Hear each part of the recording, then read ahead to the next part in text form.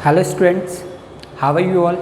I hope you all are fine and be safe in that situation of pandemic coronavirus. Okay, stay your home.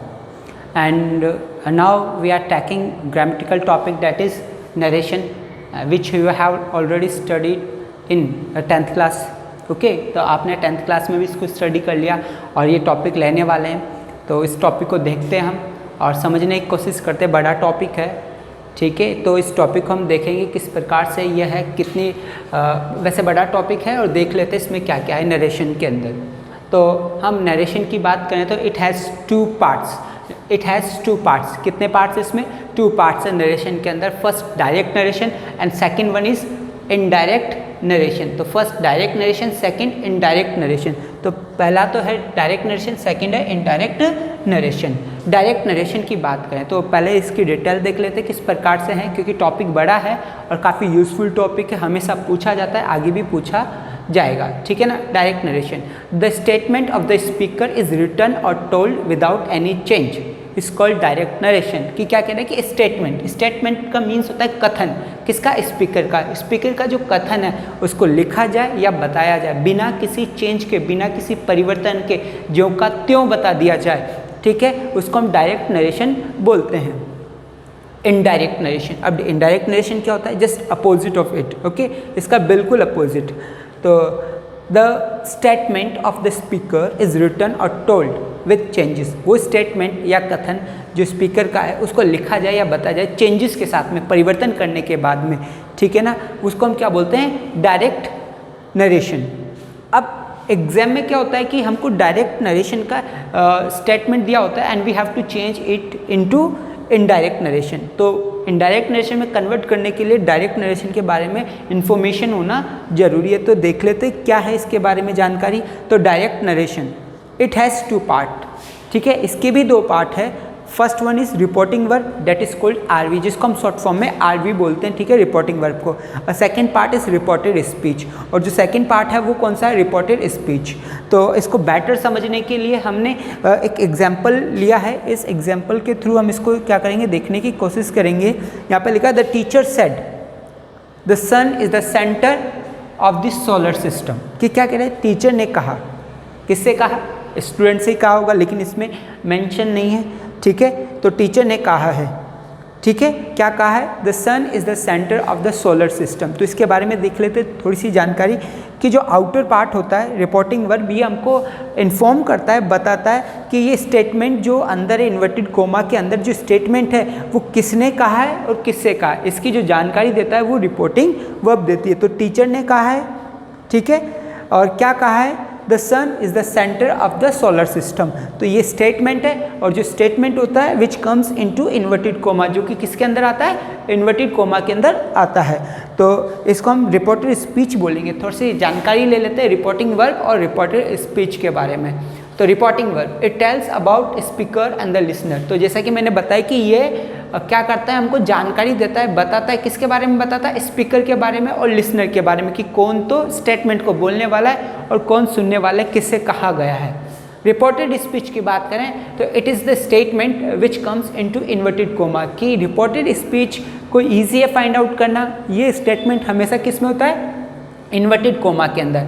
Inverted coma के अंदर वही statement होता है जो direct statement होता है, जिसमें कोई भी चेंजेस नहीं होता। जिसमें कोई चेंजेस नहीं होते स्टेटमेंट में, वो हमेशा किसके अंदर लिखा जाएगा? इन्वर्टेड कोमा के अंदर, ओके। तो हम अब इसके जो आगे जो पॉइंट्स है, रूल्स है, वो देखने वाले हैं। यहाँ तक आपको समझ में आ गया होगा।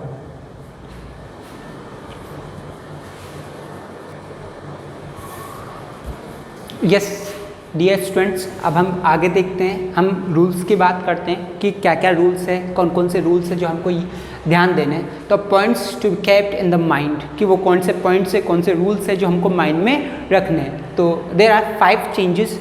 जब हम नरेशन की बात करते हैं और स्पेशली जब डायरेक्ट से इनडायरेक्ट में चेंज करने की बात करते हैं, तो हमको 5 चेंजेस करने होते हैं, ठीक है। 5 चेंजेस है यहाँ पे, जो कौन कौन से वो देख लेते हैं। पहला है रिपोर्टिंग वर्ब चेंज। पहला तो रिपोर्टिंग वर्ब चेंज, ये रिपोर्टिंग वर्ब में किस प्रकार से चेंज किया जाएगा वो हम देखेंगे। सेकेंड है कंजक्शन। कंजक्शन भी हमको लगाना होता है सही जैसे रिपोर्टिंग वर्ब और रिपोर्टेड स्पीच हमारे पास में, और दोनों को कनेक्ट करने के लिए वी नीड कंजक्शन। किसकी आवश्यकता होती है? कंजक्शन की, और वो भी प्रॉपर कंजक्शन लगा हुआ होना चाहिए, सही कंजक्शन लगा हुआ होना चाहिए।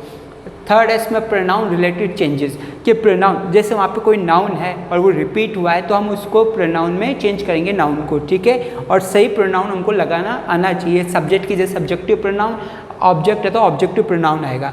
टेंस रिलेटेड चेंजेस कैसे होंगे, किस प्रकार से होंगे, कब होंगे, ये भी हम देखेंगे। और अदर वर्ड रिलेटेड चेंजेस, ये जो रिलेटेड है वर्ड्स, कुछ वर्ड्स है जो कि टेंस से ही रिलेटेड है जो भी चेंज होते हैं। अब फर्स्ट इन चेंजेस से पहले हम टाइप्स ऑफ सेंटेंसेस की बात करेंगे कि सेंटेंसेस कितने टाइप्स के हैं, कि जब तक हमको टाइप्स ऑफ सेंटेंसेस पता नहीं होंगे तो हम सही ढंग से वो चेंजेस नहीं कर पाएंगे। तो यहाँ पे हमारे पास में 5 types of sentences are there, okay. तो 5 टाइप के यहाँ पे हमारे पास सेंटेंसेस है। फर्स्ट है असर्टिव सेंटेंस, तो पहला हमारे पास में जो आता है वो आता है असर्टिव सेंटेंस। अगर आपसे क्वेश्चन किया जाए कि असर्टिव सेंटेंस होता क्या है, तो that sentence which start from subject and stop with full stop, मतलब वो सेंटेंस जो कि किससे स्टार्ट हो, सब्जेक्ट से शुरू हो और एंड किस पे, फुल स्टॉप में, ठीक है, वो असर्टिव सेंटेंस है। इसको हम आंसरिंग सेंटेंस भी बोलते हैं, डिक्लेरेटिव सेंटेंस भी कहा जाता है इसे। और ये सेंटेंस की जो खासियत है, जो स्पेशलिटी है, वो ये है कि ये सब्जेक्ट से शुरू है, फुल स्टॉप पे खत्म होता है, ठीक है ना, ये सेंटेंस।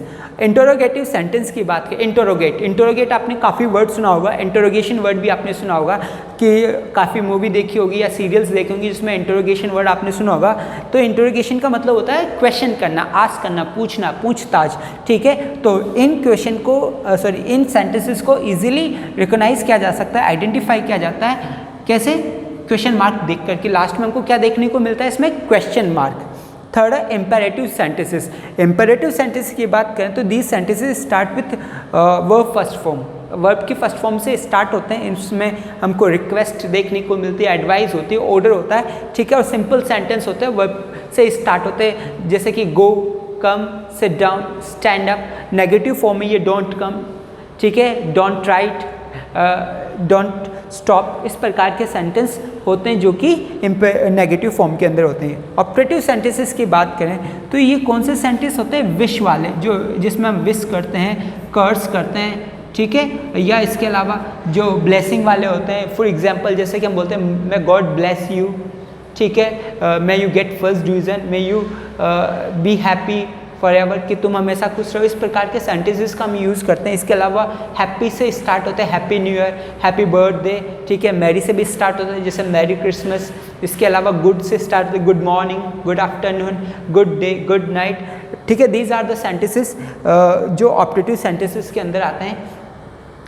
इसके अलावा हम एक्सक्लेमेटरी सेंटेंसेस की बात करते हैं, ये वो सेंटेंसेस होते हैं जो हमारी सडन फीलिंग को एक्सप्रेस करते हैं, बताते हैं, जिसके ऊपर हमने एम्फसाइज किया होता है, ठीक है, दबाव डाला होता है, और ये एकदम से आउट हो जाता है। जैसे सपोज कि आपने एक बहुत बड़ी बिल्डिंग देखी और आफ्टर सीन इट, और इसको देखने के बाद में आप क्या बोलोगे, व्हाट अ बिग बिल्डिंग। तो ये सेंटेंस आपने ऐसे कैसे बोल दिया। ऐसे ही आपने कार देखी तो व्हाट अ कार, ठीक है, व्हाट अ स्कूल, इस प्रकार से आप बोलते हो, तो ये एक्सक्लेमेटरी सेंटेंस है। इसके अलावा जिसमें अच्छा मौसम हो रहा है तो आप क्या बोलेंगे, व्हाट अ प्लेजेंट डे या व्हाट अ प्लेजेंट वेदर। इस प्रकार के सेंटेंसेस हम एक्सक्लेमेटरी में यूज़ करते हैं। अब हम बात करते हैं प्रोनाउन की। तो प्रोनाउन चेंजेस के लिए हमको प्रोनाउन वाली जो टेबल है वो पता होनी चाहिए।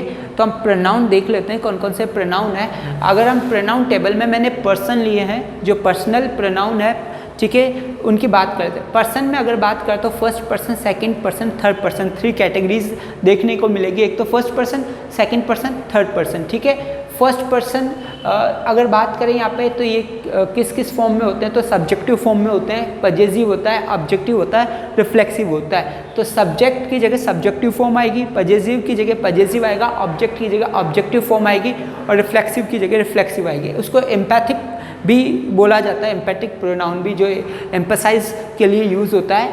तो फर्स्ट पर्सन में इंक्लूड है 2, आई एंड वी। तो जो इसकी सब्जेक्टिव फॉर्म है, आई है, पजेसिव माई, ऑब्जेक्टिव मी, और reflexive myself, we, our, us और आर सेल्फ, ठीक है। सेकंड फॉर्म की बात, सेकंड पर्सन की बात करते हो, डेट इज यू। वो सिर्फ कौन सा है, यू ही है, you, okay, you, your, you, ठीक है। सिंगुलर है यू तो योर सेल्फ लिखेंगे, और प्लूरल फॉर्म में है तो योर सेल्व्स लिखेंगे। थर्ड पर्सन की बात करें तो थर्ड पर्सन में हमारे पास में पर्सन आते हैं 4। 4 देखने को मिलते हैं। फर्स्ट है ही, हिज, हिम, हिमसेल्फ। सेकंड है सी, हर, हरसेल्फ। और थर्ड की बात करें दे, देयर, देम, देमसेल्व्स। और इट, इट्स, इटसेल्फ। तो ये प्रोनाउन टेबल है, और बाकी के जो रूल्स हैं और आगे की जो चीज़ें वो हम नेक्स्ट वीडियो में लेंगे। यहाँ तक आपको समझ में आया होगा। ये रूल्स आप अपने माइंड में रखें। इन रूल्स की मदद से आप क्या कर सकते हो, आराम से कन्वर्ट कर सकते हो डायरेक्ट से इनडायरेक्ट के अंदर। Okay, now thank you.